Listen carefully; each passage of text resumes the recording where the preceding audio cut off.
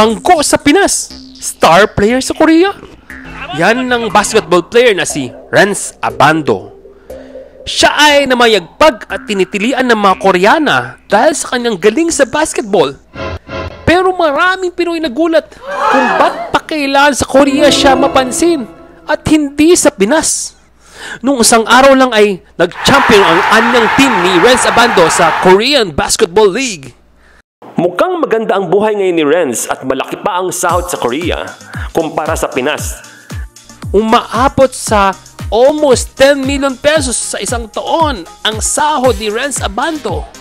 Di pa kasama dyan ang mga bonuses at perks tulad ng mga regalos na kotse at tirahan. Ngunit marami nakapuna na bakit sa Pinas ay tila di siya umaasenso at nakilala. Halimbawa, may nakapansin na pati sa Gilas National Team ng Pilipinas ay nabangko si Renz.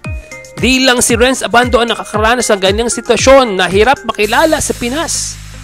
Tulad na lang ng mga OFWs na napipilitang magtrabaho sa abroad para lang umasenso para sa kanilang mga pamilya.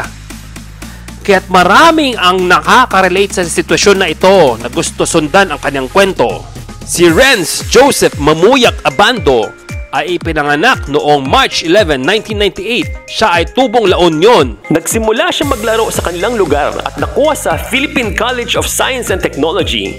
Napansin ng kanyang galing kaya napunta siya sa malaking eskwela na kasali sa UAAP na walang iba kundi ang UST o University of Santo Tomas. Naging magaling at nakilala siya na manlalaro sa UST. Ngunit nung nagka-pandemic ay nagka-problema sila ng coach nila. Kaya lumipat at napunta siya sa Letran at naglaro siya sa NCAA.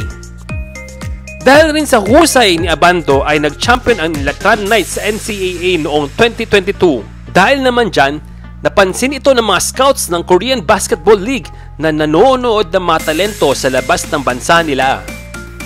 At na-offeran si Abando ng magandang kontrata na maglaro sa Korea. Pero bago siya pumunta ng Korea, naglaro rin siya sa Gilas Pilipinas National Team noong 2022